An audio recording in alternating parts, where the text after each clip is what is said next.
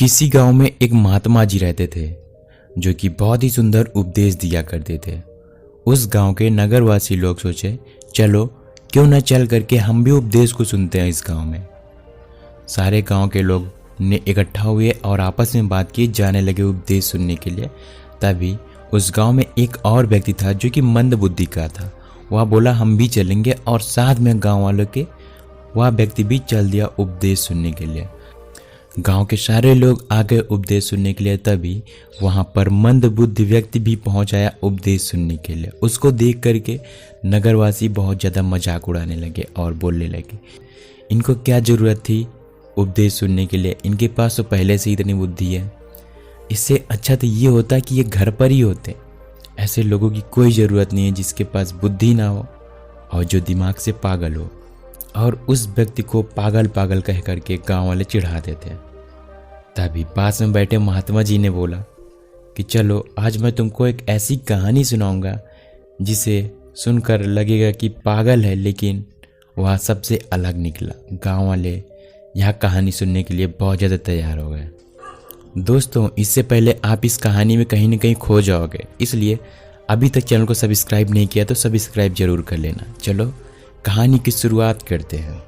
एक गांव था जो कि बहुत ही हरा भरा गांव था। वहाँ पर एक वृक्ष था, पीपल का वृक्ष था जो कि बहुत ही प्रिय वृक्ष था। वह बहुत ही विशाल वृक्ष था और उस वृक्ष के नीचे कुछ लोग गांव के आते थे विश्राम करने के लिए। दिन में आते थे क्योंकि गर्मी बहुत ज़्यादा पड़ती थी। उस टाइम उतना ज़्यादा एसी कूलर भी नहीं हुआ करता था। इस वजह से गांव के सारे लोग आते थे वृक्ष के नीचे विश्राम करने के लिए।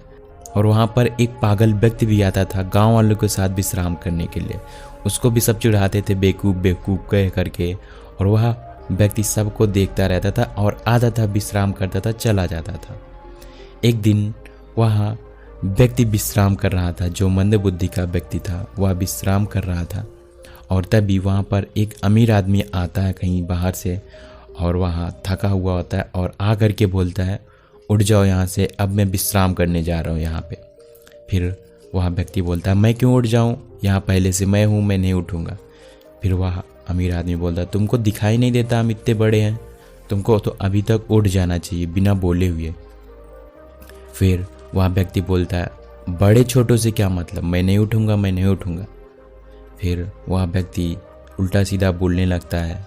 तो फिर वह व्यक्ति उठ जाता है और बोलता है, लो हमने तुम्हारे लिए जगह खाली कर दिया, तुमसे कौन बहस करे बिना मतलब। फिर जब अमीर आदमी वहाँ पर विश्राम करने लगता है तभी एक साधु आता है और आकर के उस आदमी से बोलता है, उठ जाओ, ये मेरा स्थान है, यहाँ पे तुम क्यों बैठे हो। और अमीर आदमी बोलता है, यहाँ पर पहले मैं आया हूँ तो मेरा स्थान हुआ। साधु बोलता है, पहले बात से नहीं मतलब होता, यहाँ पर मैं रोज़ विश्राम करता हूँ और मैं साधु हूँ यहाँ का, तो मेरा पूरा अधिकार है यहाँ पर लेटने का। तो फिर वह अमीर आदमी बोलता है, कोई बात नहीं, आप बाद में आ जाना, अभी तो मैं नहीं जाऊँगा। और दोनों लोग आपस में लड़ने लगते हैं। तभी वहाँ पर वह पागल व्यक्ति आता है और देख देख के दोनों को बहुत हंसने लगता है। साधु और अमीर आदमी ने पूछा कि अरे पागल, तुम क्यों हंस रहे हो। तो वह व्यक्ति बोलता है, पागल मैं नहीं हूँ, पागल तुम दोनों हो जो कि यहाँ पे जगह के लिए लड़ रहे हो। चाहते तो आपस में बांट लेते जगह को, चाहते तो फिर थोड़ी देर तुम आराम कर लेते, थोड़ी देर वो आराम कर लेता, लेकिन तुम दोनों लोग आपस में लड़ रहे। यह शब्द सुन करके साधु और अमीर आदमी को लगा, ये तो सही बोल रहा है, पागल हम दोनों खुद ही हैं, हम उसको पागल बोल रहे हैं। यह शब्द सुन करके साधु और उस अमीर आदमी को बहुत ज़्यादा बुरा लगा और दोनों लोग उस आदमी से माफ़ी मांगे और विश्राम करने लगे। फिर तीनों लोग वहाँ पे। तो महात्मा जी ये कहानी अपने गांव वालों को सुनाते हैं और गांव वालों को समझ में आ जाता है कि अगर हमारे आसपास में कोई है तो उसको पागल नहीं बोलना चाहिए। अगर कोई भी मंद बुद्धि का है या फिर कोई ऐसा इंसान है जिसको स्थिति सही नहीं है तो उसका हमें मजाक नहीं बनाना चाहिए। किसी के अंदर कुछ कमी है तो किसी के अंदर कुछ कमी है। हम इंसान होते हैं जो कि हम जैसे भी स्थिति में हमें उन चीज़ों को स्वीकार करना चाहिए, चाहे वो गरीब हो, चाहे वो अमीर हो, चाहे वो मंद बुद्धि का हो, चाहे वो बहुत तेज इंसान हो। हमें इंसान से व्यवहार करना चाहिए, ना कि उसके कैरेक्टर से, ना कि उसके पैसों से। तो फिर गांव वाले महात्मा जी का उपदेश सुन करके बहुत ज़्यादा खुशी हो जाते हैं और उस मंदबुद्ध व्यक्ति से बहुत ज़्यादा प्रेम करने लगते हैं। तो दोस्तों, ये थी आज की कहानी।